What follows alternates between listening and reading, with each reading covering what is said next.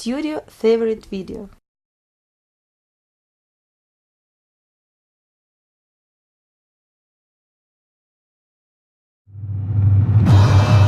The Flock. Pavel Lazarenko is an odious figure in Ukrainian politics in exile, a fraudster whose crime was proved by an American court. 10 years ago, in 1999, Pavel was arrested in the United States. In 2009, he was already preparing to return to Ukraine to become an active player in the presidential election campaign. Ukrainian media were actively announcing the future return of prodigal son to his homeland. But this didn't happen despite all expectations.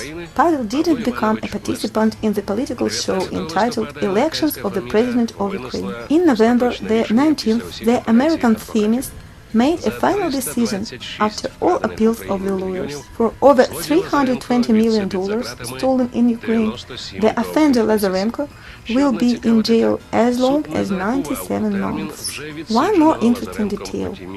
The court has not included within the term those months and years when Lazarenko had been under house arrest. That is, he has several years ahead to do in an American prison. Personally, for Pavel Lazarenko, it was like a bolt from the blue. Also, those were surprised who had been waiting a lot for Lazarenko in Ukraine. It's no secret that the secretariat of Yushchenko were rubbing their hands, as if saying, "Here comes Pavel, and Yulia is going to end," or at least her rating is going to end. People just will not forgive the current Prime Minister Yulia Tymoshenko for a long-standing friendship and shared half-criminal business with former Prime Minister Lazarenko, as well as all this fraud. That's what political experts from the President's administration were expecting. How many so-called little Ukrainians, meaning how much money, did Pavel Lazarenko steal? Nobody knows but him. But what did the American law machinery find?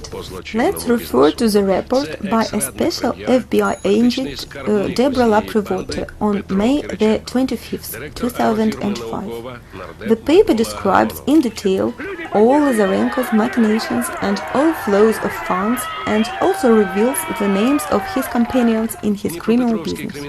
They are the ex-advisor of the Prime Minister, in fact the leader of all this gang, Pyotr Kirichenko, the director of the agricultural firm Nauchnaya, People's Deputy Nikolai Agafonov, the criminal leader from the city of Dnepropetrovsk, Alexander Milchenko, nicknamed Sailor, the current head of the Ukrainian government, Yulia Tymoshenko. Not all of them lived until the sentence of the American court, but then, in the mid-90s, they had been united into one well-organized gang.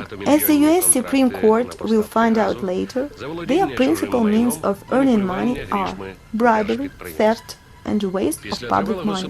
Among black schemes that were kickbacks for the multi-million-dollar contracts for the supply of gas, misappropriation, manipulations with funds of state enterprises. After a lengthy trial, the American themist found Nikolai Agafonov and Pyotr Kirichenko had laundered for Pavel Lazarenko over $53 million. Of these, $23 million were made by the company of Agafonov and another $30 million by the company of Kirichenko. The question arises, who stole the rest of the money for Lazarenko? More than $270 million. The supplies of Russian gas to Ukraine became the main gold mine for Lazarenko in his prime minister's chair. They were laundered out through a specially created corporation, United Energy Systems of Ukraine, UESU. At that time, this organization was being headed by the future Ukrainian Prime Minister Yulia Tymoshenko. Money for Pavel and Yulia began to pour from the sky. All deliveries in this private firm were carried out under state guarantees. The amount of guarantees was astronomical. $2 billion. At that time, it was a quarter of the annual budget of Ukraine.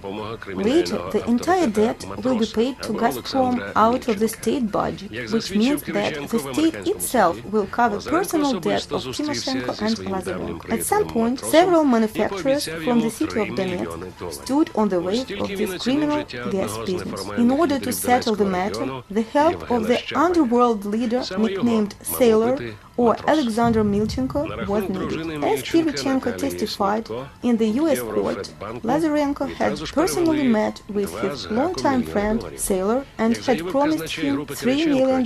That was the price he fixed for the life of an informal leader of Donetsk region, Yevgeny Sherban. Sailor had to kill him.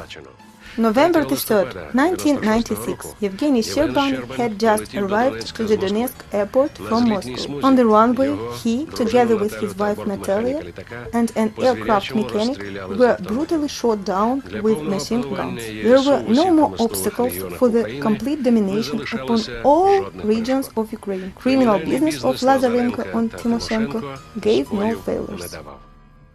In order to hide better the traces of the illegal scheme of public money laundering, Tymoshenko creates a series of front organizations.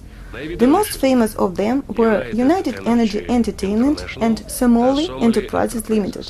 As the FBI agents informed, in December 31st, 1996, the government of Lazarenko was supposed to pay $140 million for gas to Russian Gazprom. But by order of the Prime Minister, the money was directed through United Energy Entertainment, immediately to the account of Samoly Enterprises Limited. As a result, Pavel and Yulia were in a wonderful pre-Christmas mood.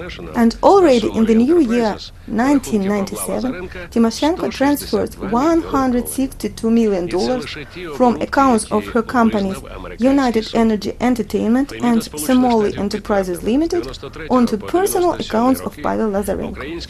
And this is only the turnover recognized by the U.S. Supreme Court. The themis of U.S. confirmed that from 1993 to 1997, Ukrainian companies and individuals had transferred to the accounts of Pavel Lazarenko over $326 million. This stolen amount of money cost the former Prime Minister 97 months of prison. His former business partner then had different fates. The cashier Pyotr Kirichenko has surrendered himself to the American justice.